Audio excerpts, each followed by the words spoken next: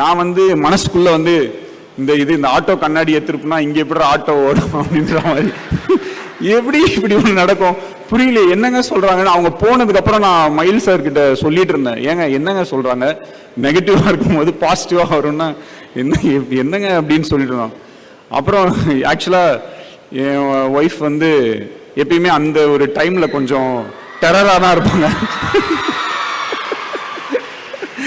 அப்புறம் ஒரு 2-3 months கழிச்சு பார்த்தா கொஞ்சம் நார்மலா இருக்கும். சரி ஓகே, இது நிஜமாவே இந்த ஆட்டோ கண்ணாடியை திருப்பினா இந்த ஆட்டோ ஸ்டார்ட் ஆகுதுன்னு சொல்லிட்டு, ஸோ இவ்வளோ விஷயங்கள் இருக்கும்போது இதை வந்து நம்ம ஓகே, இதை நம்ம வந்து இறங்கி இது வேற லெவலுக்கு வந்து எடுத்துட்டு போகணும் அப்படின்றதுல ஃபிக்ஸ் ஆயிட்டோம். அண்ட் இதுல எங்களுக்கு ஒரு பெருமையும் கூட. எப்பயுமே வந்து ஒரு நல்ல படத்தை வந்து ப்ரமோட் பண்றதுக்கும் ஒரு சுமாரான படத்தை ப்ரமோட் பண்றதுக்கும் பயங்கர டிஃபரன்ஸ் இருக்கும். நல்லா நம்ம படம் எடுத்துட்டோம் அப்படின்னு சொன்னோம்னா நம்ம ஃபுல்லா தைரியமா நம்ம இறங்கி என்ன வேணா நம்மளால பேச முடியும். அந்த மாதிரி இது வந்து இது ஒரு நல்ல படம், அந்த மாதிரி இது ஒரு நல்ல ப்ராடக்ட். ஸோ இதை வந்து நாங்கள் தைரியமா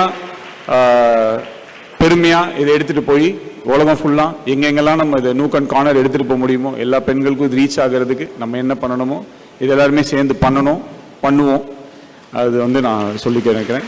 இதில் ஒர்க் பண்ண எல்லாருக்குமே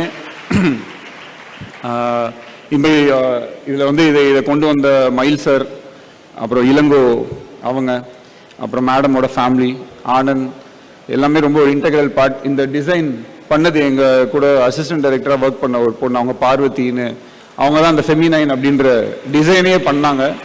நாங்கள் ரொம்ப சாதாரணமாக அப்படியே ஏதோ குடிசை தொழில் மாதிரி எங்கள் வீட்டுக்குள்ளேயே உட்காந்து இந்த விஷயம் எல்லாத்தையுமே வந்து பண்ணிட்டோம். ஒன்றும் பெரிய பெரிய இதெல்லாம் வந்து பண்ணலை, பெருசாக ஆட் எடுக்கணும் அந்த மாதிரிலாம் எதுவுமே பண்ணல. அவங்களோட சேர்ந்து எங்கள் ஆஃபீஸ்லேயே வந்து ஒரு ஃபோட்டோ எடுத்தோம், ஒரு வீடியோ எடுத்தோம், அது வந்து போட்டோம். ஏன்னா இன்டென்ஷன் வந்து என்னென்னா ஒரு கரெக்டான ஒரு பொருள் இருக்குது, இதை ஜஸ்ட்டு நம்ம வந்து இப்படி ஒன்று இருக்குது, இது ஒன்று அவைலபிளாக இருக்குது அப்படின்றத நம்ம சொன்னாலே வந்து மக்கள் ஒன்ஸ் அதை யூஸ் பண்ணதுக்கு அப்புறமேட்டு நம்ம இதை விற்க வேணாம், நம்ம இது இருக்குன்னு நம்ம சொல்லுவோம், அவங்க வாங்கட்டும், அவங்க பார்க்கட்டும், அதுக்கப்புறம் ஆட்டோமேட்டிக்காக அதுவே அதோடைய வளர்ச்சியை தேடிக்கும் அப்படின்ற ஒரு நம்பிக்கை இருந்துச்சு.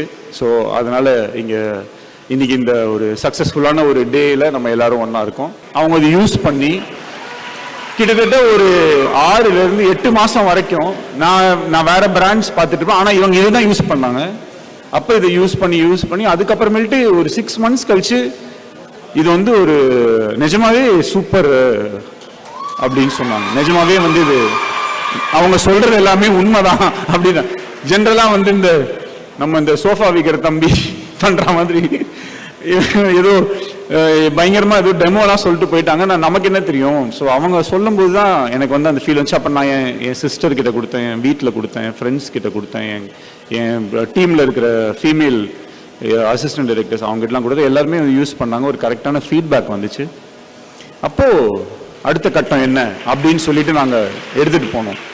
அப்போ எடுத்துகிட்டு போகும்போது மேடம் சொன்னாங்க, கோமதி மேடம் சொன்னாங்க, நம்ம இதை வந்து இன்னும் எனக்கு வந்து சார் எனக்கு வந்து இது எல்லா பெண்களுக்குமே எடுத்துகிட்டு போகணும், எல்லாருக்குமே வந்து இதை வந்து ரீச் பண்ணணும் அப்படின்னு சொன்னாங்க. அவங்க வந்து அதை ஒரு வாட்டி கூட அவங்க வாயில் வந்து இதை வந்து எனக்கு விற்கணும், இதை நான் வியாபாரம் பண்ணணும் அந்த மாதிரி வேர்ட்ஸே அவங்க வந்து யூஸே பண்ணலை.